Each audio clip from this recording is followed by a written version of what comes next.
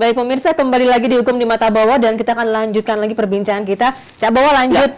Ya. Nah, ini kalau tadi kan kita lihat dari sisi hakimnya ya Cak Bowo ya. Nah sekarang kita lihat dari sisi yang nyuap. Itu konsekuensi hukumnya apa? Yang disuap dan penyuap harus dihukum dikarenakan perintah undang-undang pasal 5 ketika yang menyuap ada pejabat dan sebagainya. Pegawai negeri dan sebagainya kena. Nyuapnya kena juga kena. Ya. Kena masuk. Benar ini. Ancamannya 4 tahun juga. Paling-paling ya begitulah. Jadi orang nyuap itu ya memang dia rugi. Tahu ya? Tahu ya? Sudah rugi hukuman. Gitu. Yang nyuap ke saudaranya kena. Bibinya kena. Neneknya kena. Kakeknya kena. Jadi ya nyuap itu ya nenek, ada bibi, ada kakek, pokoknya gak engkong. Iya. Intinya suatu hal yang mungkin sebenarnya perlu dipikirkan lagi gitu ya, karena berimbas pada orang-orang terdekat juga kan seperti itu ya. Kalau sudah terlibat kasus seperti itu kasihan nanti masa depannya gimana gitu kan, Cak Bowo. Kalau dari pihak penyuapnya sendiri juga nanti tambah lagi. Ya itu namanya hukumannya. Satu ketimpa tangga itu kan. Wis kehilangan uang jedus, hukuman juga lah ini kan sama ketimpa tangga. Lah karuan hakimnya ya. Wis itu uang ya toh. Kalau nggak ketahuan tuh uang, kalau ketahuan ya sama saja ya kena kasihan ya. Kan. Jadi sepertinya ini mental ini hakim perlu adanya sesuatu ketika ada hubungannya. Ya toh, dengan kerjaan, nah 3 bulan sekali. Apanya itu 3 bulan sekali? Ya, pengawasan? Salah. Mentalnya dicuci. Oh. Mentalnya dicuci. Iya. Atau setrika, sing, cek padang ya toh. Iya, gimana caranya itu? Ya. Perlu adanya kalau dulu upgrading dan sebagainya, ada penataran dan sebagainya. Lah dulu itu ada penataran, namanya P4, sekarang nggak ada penataran. Ya. Nggak ada penataran. Nah sekarang ini sudah berubah semua seperti ini. Jadi kalau kita menjadi jiwa-jiwa penataran P4, kita bagaimana ada budi pekerti, bagaimana menolong sesama, bagaimana keadaan sebagainya itu dari P4 sebetulnya. Saya terus terang sekarang P4 ini tidak ada. Kembali Pancasila. Wong P4-nya tidak ada Pancasila. Dari P4 itulah yang menurunkan jadi sejatinya Pancasila demikian. Jadi kehidupan di Indonesia itu diatur dengan satu Pancasila itu baik, bagus. Kenapa sekarang dihilangkan? Kenapa? Inilah ya nanti akan terjadi ya orang yang merombak Pancasila akan kualat, akan dosa dalam arti gailok.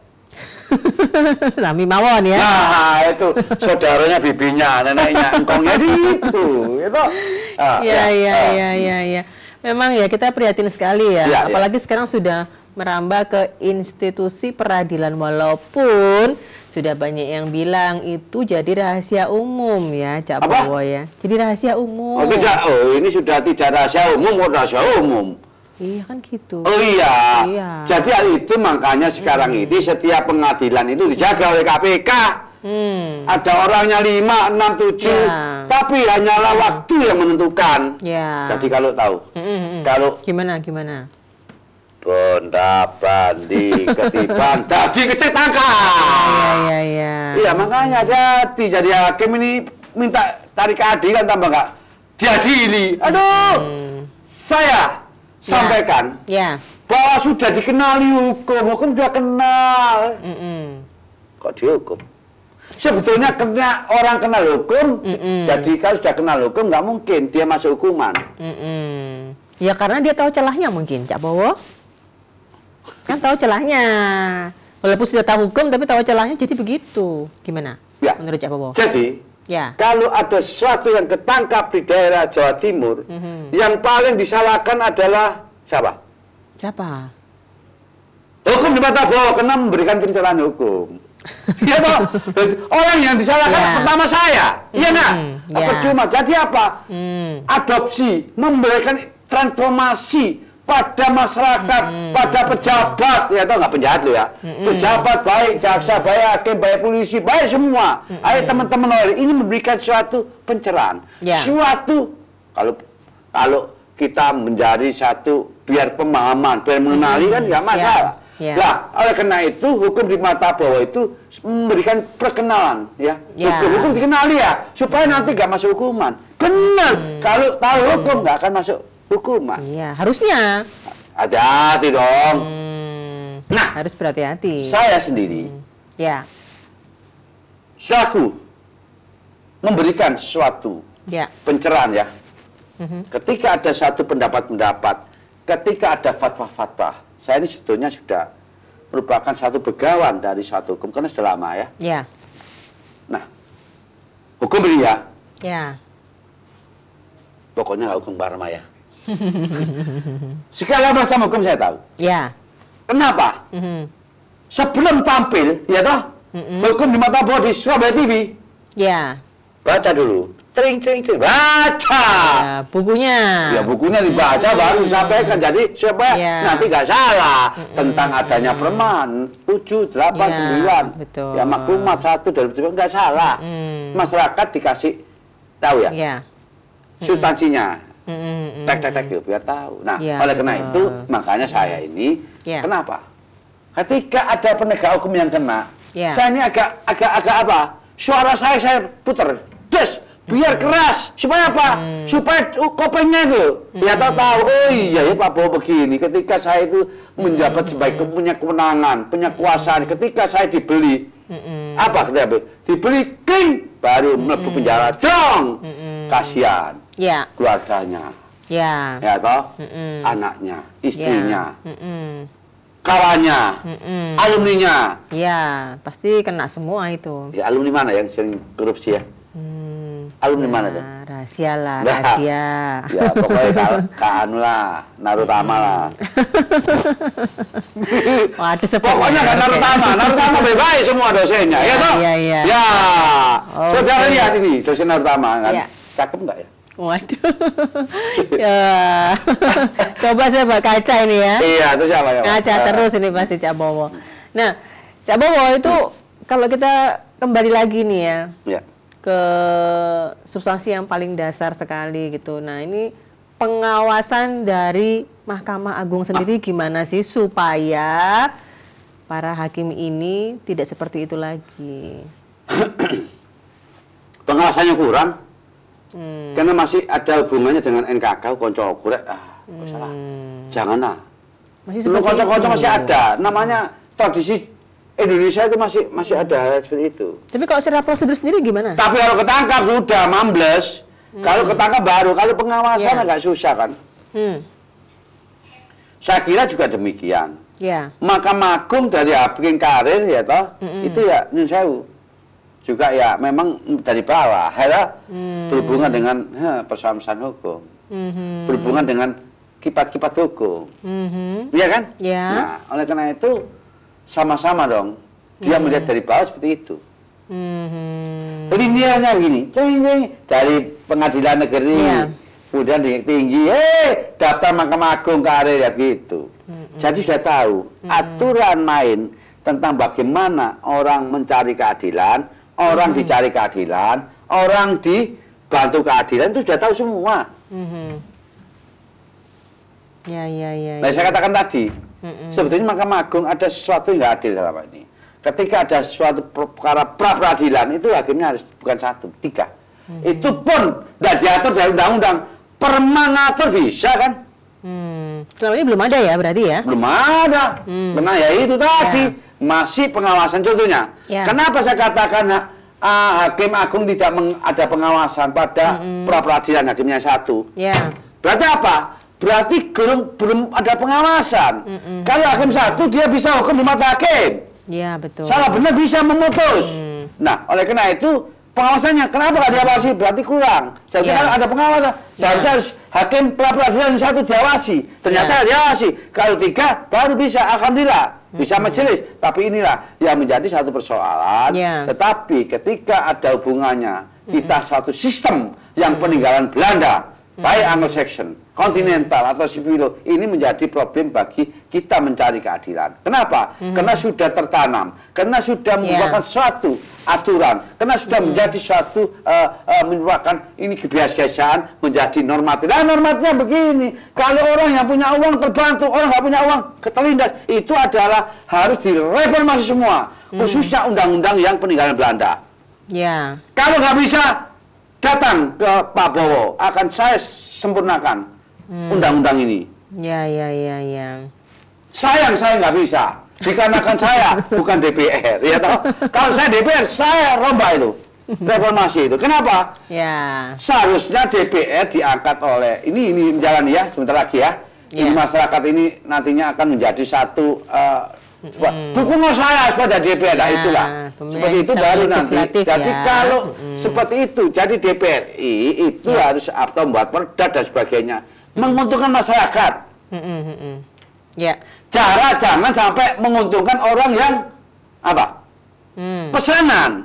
Ya. Keliru semua. Makanya undang-undang ini per 3 bulan ganti, 3 bulan ganti. Apa coba Sam? Coba. Ya. Sekarang ini notaris ini. Notaris tiap bulan nih ganti-ganti aturan. Notaris baru terasa. PPAT juga terasa semua. Ya saya belajar loh, ini belajar, ini belum belajar terus. Sekarang ini. Nah, apa? Itu dengan demikian ini apa? Jadi tidak konsisten terhadap apa yang dinamakan sekarang ini. Kalau dari pengacara masih enak. Jadi notaris sampai PPAT itu susah. Kenapa? Seringkali per bulan ada aturan-aturan. Ini aturan ini belum jadi aturan ini. Memang seneng buat aturan, soalnya dibayar yang buat aturan itu. Iya toh. Nah kalau gitu aturan nomor ini belum tercatat dalam ingatan. Ini ada lagi, ini ada lagi. Kapan kita itu hidup seperti ini? Berarti apa? Berarti hukum itu tidak merupakan bukan reformasi. Siapa yang buat hukum itu ada kepentingan. Bukan karena menyesuaikan dengan perkembangan zaman, bukan? Bukan. Bohong itu. Hukum itu siapa yang pesan? Jadi, nah ini kadang-kala ketika ada sesuatu membuat undang-undang ketangkep KPK. Kenapa? Berapa? Mau daftar bagaimana adanya hubungannya dengan anggaran, tangkap. Ini sudah semua. Jadi apa? Jadi semua sudah komplit ini. Baik DPR, baik bupati, baik gubernur, baik menteri. Ya. Ini kalau dalam jadi tek. Oh, apa? Tahu? Ya, apa tuh? Apa itu? Terlewat tuh. Terlalu. Kelewatan kalau demikian. Sudah kelewatan kita itu. Ya toh? Untung KPK itu masih ada. Kalau nggak ada, ya. Enak ya. Tadi DPR ayam. Ya, kan wakil rakyat katanya. Wakil rakyat. Wakil rakyat apa kursi rakyat? Ya. Wakil rakyat itu memberikan satu aturan, baik perda tingkat 1, tingkat 2, ya toh? Atau aturan undang-undang itu harus menyesuaikan dengan rakyat itu begini. Ya. Saya ini dengan Pak Nu dulu pada waktu di TVRI, bagaimana membuat satu pendidikan mendapat anggaran 20%? Pak Nu ini, Profesor Pak Nu itu, pernah ini masih, masih sehat-sehatnya Pak Bowo, sehat dalam arti, saya masih mudanya. Saya mohon pada, saya itu sebagai sosialisasikan, saya promosi supaya 20% untuk pendidikan. Kalau sudah ada pendidikan, semua pinter, bagus, negara kita aman, sentosa kesejahteraan itu terjadi. Jadi pertama adalah bagaimana pendidikan itu, ternyata setelah blok 20%, tikusnya banyak. Tikus, krau. Kita ngajukan 20% oke. Ternyata gak dapat, saya sing pahlawan tadi saya itu. Gak dapat apa-apa. Yang dikun krau. Korupsi, krau gini. Itu kesontong sore. Nah, kalau itu memang demikian. Nah, ini kalau saya pribadi, saya tidak masalah. Tapi memang orang yang memperjuangkan itu belum karuan dapat apa-apa. Iya. Ya itu sepertinya Cak Bowo. Iya, nggak sombong nih. Kan ibadah. Ibadah. Iya. Soalnya apa? Saya dari kecil, ya toh, sampai sekarang nggak pernah dibayar pemerintah, ya toh. Sampai jualan es lilin, es ganepo, es, bangga bayar sekolah sendiri loh saya. Iya dong. Bayar dong. Iya. Itu menginspirasi Saya bukan anak sekali. negara. Anak jualan es lilin, tapi bisa dari dokter, ya toh. Bangga. Saya perhatikan, saya dulu adalah terus terang jualan es ganepo, ya toh, es kacang hijau dari Bangil. Itu bayar sendiri. Makanya saya punya ide supaya nantinya nggak seperti saya. Iya, betul. Kasihan. Iya. Jadi faktor pendidikan itu Ya, pendidikan penting. Ternyata ya. demikian ya enggak apa-apa ya. Kualat sama saya kalau sampean korupsi tentang pendidikan, insya Allah kualat kan, janganlah. Kualat bener, itu supaya apa? Ya. Supaya memperjuangkan anak itu tidak seperti saya dulu ya. Iya. Masa sekolah SD sudah kerja, cari uang, ya toh, untuk bayar sekolah. SMP, SMA, kuliah, sudah susah. Ya. Tapi tidak apa-apa lah. Iya. Saya beri motivasi bahwa saya dulu adalah ngudet teh dan ngepel. Ingat kata saya. Jadi berjuanglah, meskipun nggak dapat dari pemerintah, tetapi ada motivasi seperti itu. Ingat, akan menjadi seperti orang. Ya, saya nggak ada kemauan untuk maju. Ya, kemauan, ya penting dari situ. Betul. Ya, makanya kalau ada korupsi itu sedih saya. Ya. Kasihan anak-anak nggak bisa sekolah. Ya, uangnya digerogoti. Nanti matinya kualat, janganlah merokoti seperti itu. Ya, betul. Bila kedepannya ya, generasi-generasi itu ya apa caranya ya sekolah itu nggak bayar, itu saya senang. Ya. Itu aja, saya nggak perlu adanya satu hal yang lain. Nah, dengan demikian itu negara ketika masyarakatnya sekolah nggak bayar gratis, berarti pertumbuhan ekonomi baik. Ya, betul. Jangan bicara Indonesia itu sejahtera dan sebagainya. Bukan, tapi realisasinya. Tunjukkan faktanya. Ya, saya itulah. Faktanya, kalau nantinya sekolah mulai SD, SMP, SMA nggak bayar, itu bisa ada sesuatu yang berhubungan, ya apa yang dulu saya perjuangkan. 20% untuk pendidikan, ya toh. Alhamdulillah. Tapi sekarang, biarlah. Orang yang duduk itu, biarlah. Tapi tidak apa-apa. Tapi yang penting, ketika sudah ada mengenyam, ada pendidikan SD, SMP, SMA itu sampai sekarang. Kembali lagi ke persoalan OTT. Iya, betul. Bukan OTT ya, OTT. Ya, pastinya begitu. Memang kalau kita lihat... Ya, nggak apa-apa ya. Ya, ngomong sedikit untuk suatu hal hubungan dengan... Kenapa saya bicara seperti itu? Dikarenakan ketika korupsi seperti itu, negara nggak akan maju. Kasihan. Betul. Jadi kalau menurut Cak Bowo sendiri, sebenarnya di institusi peradilan itu yang memang rawan sekali memang posisi hakim ya. Ya. Yang lainnya ada nggak, Cak Bowo? Ya, semua. Namanya orang yang punya kekuasaan. Orang yang punya kewenangan. Rawan sekali. Ya. Betul. Rawan sekali. Jadi perlu adanya sesuatu penataran tentang integritas. Penataran tentang hubungannya dengan karakter. Penataran dengan adanya kejiwaan. Penataran adanya dengan adanya sesuatu. Yaitu ya perlu adanya satu kekelabuan dari batinnya. Contohnya mendengarkan sesuatu ya apa contohnya agama, keyakinan sebagainya penting. Jadi agem-agem katanya itu, sehingga orang nggak punya agem-agem, orang ini akan budget macam-macam. Ya.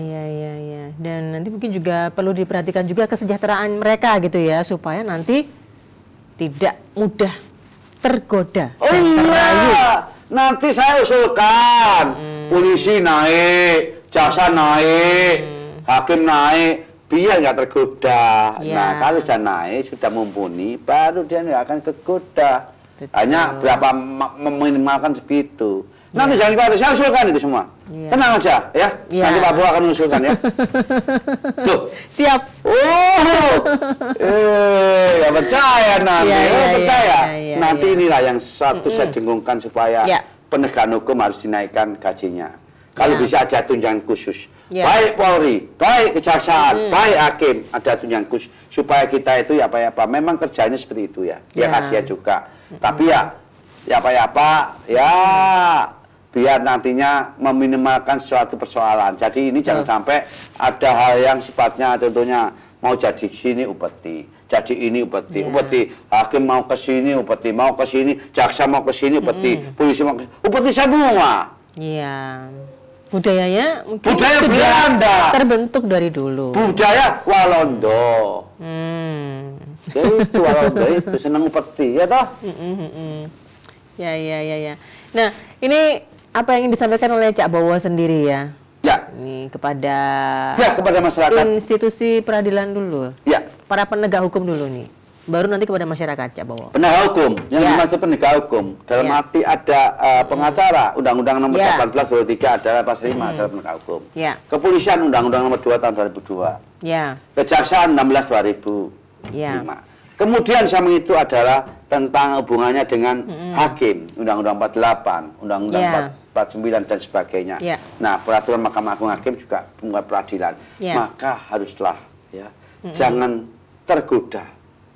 Yang menggoda itu siapa? Yang menggoda itu orang yang berperkara.